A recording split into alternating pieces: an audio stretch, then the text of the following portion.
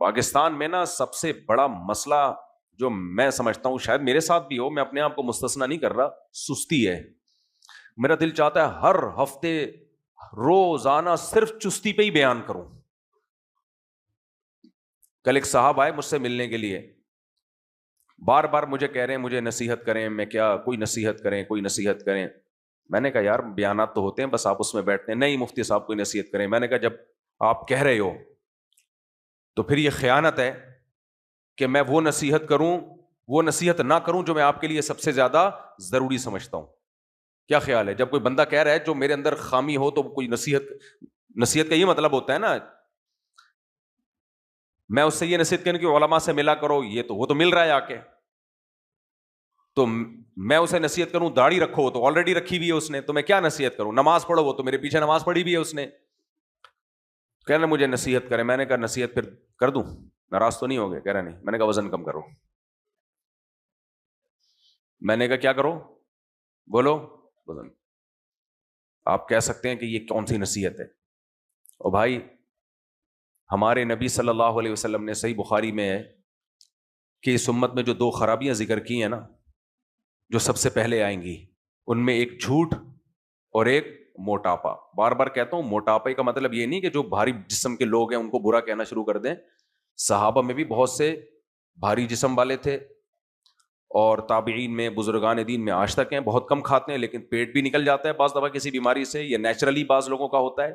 یہاں وہ موٹاپا مراد ہے جو، بولو ادھر توجہ، کھا کھا کے آیا ہو. کیوں؟ منہ پہ کنٹرول نہیں ہے. جس کو منہ پہ کنٹرول نہیں ہے اس کا مطلب اسے اپنی خواہشات پہ کنٹرول، بولو، نہیں. کھانے کی وجہ سے اگر موٹا ہے تو 2 چیزیں ہیں اس میں. کھانے کی، میں بار بار یہ بات بیان کرتا ہوں، میں نے بڑے بڑے علماء دیکھے بھائی، بھاری جسم کے بڑے بڑے بزرگ دیکھے، پیٹ بھی نکلا ہوا ہے ان کا، وہ نیچرلی ہے. کسی موٹا بڑے پیٹ والے کو یا بھاری جسم والے کو برا سمجھنے کی اجازت نہیں ہے، کیونکہ یہ کس کی طرف سے ہوتا ہے؟ بہت دفعہ قدرت کی طرف سے. اور بہت سے ایسے پیٹو دیکھے ہیں پھوڑتے رہتے ہیں صبح شام، لیکن دبلے ہیں، وہ پتہ نہیں کہاں جا رہا ہے.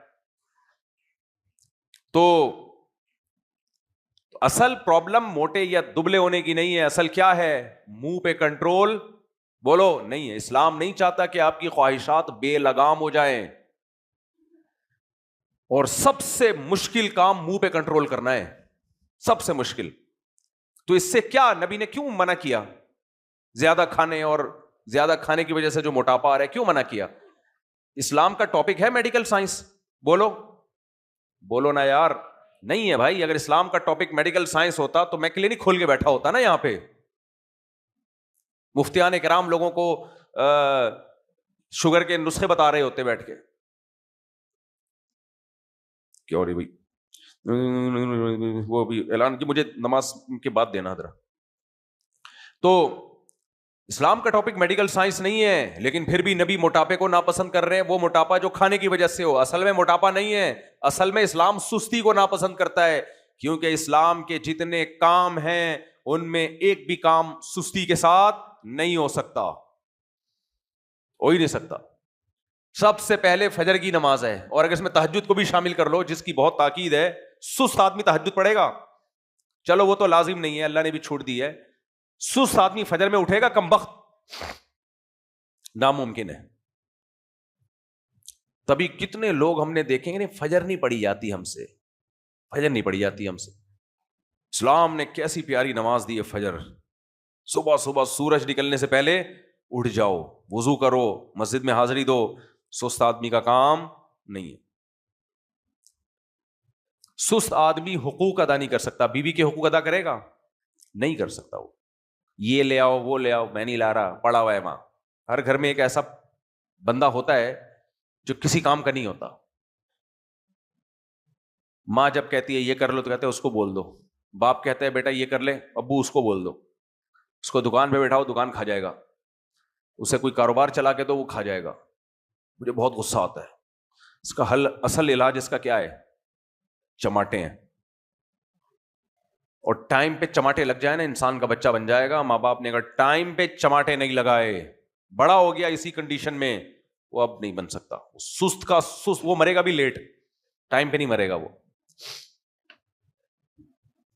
لیکن اس کی زندگی سے کوئی فائدہ نہیں ہے، زندگی میں بھی ایسے جیسے مرا ہوا ہے.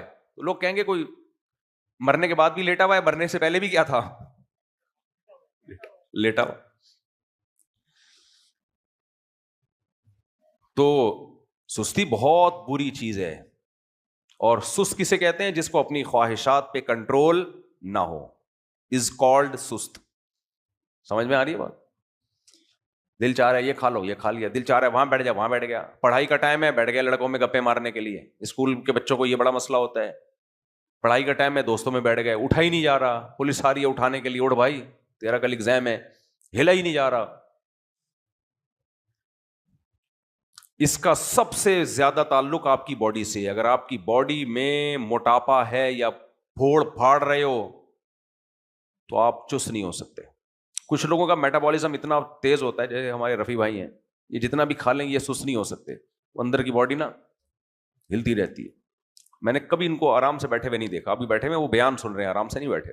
اچھی بات ہے، چست ہونا چاہیے، انسان ایکٹیو ہونا چاہیے. بھاگے دوڑے پھر کھا بھی لے تو وہ لگ جاتا ہے. تو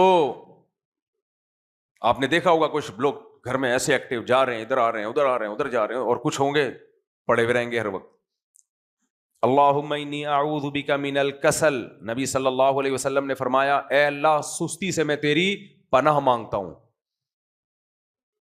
صحابہ میں سستی ہوتی تو اتنی بڑی بڑی جنگیں نہ لڑتے. وہ جب مسلمان چست ہوا کرتے تھے، دنیا میں مسلمانوں نے راج کیا ہے، ہر میدان میں ہم آگے تھے.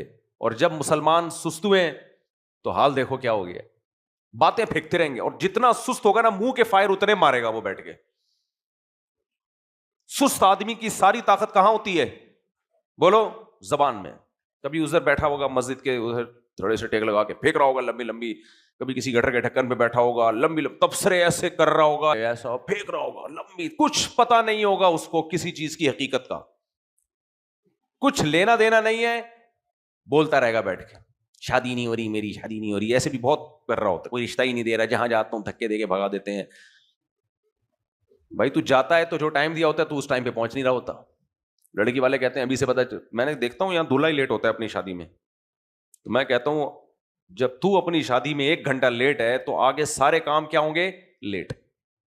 تو بچے بھی لیٹ پیدا ہوں گے. اب جو بچہ 1 گھنٹہ پہلے پیدا ہو جانا چاہیے تھا وہ 1 گھنٹے کے بعد ہوگا. بتاؤ وہ بچہ بھی سست ہوگا کہ نہیں ہوگا؟ جو ٹائم پہ پیدا نہیں ہو رہا دنیا میں آنا کتنی بڑی نعمت ہے، جو دنیا میں ٹائم پہ نہیں آ رہا تو آگے اس سے کیا توقع رکھو گے؟ تو یہ ہم سب کا کامن مسئلہ ہے، سستی سب کا کامن مسئلہ ہے. یہ سب اس میں مشترک ہے. میں کوئی یہ اپنے آپ کو میں اس سے مستثنا نہیں کر رہا ہوں، یہ قومی بیماری ہے ہمارے اندر.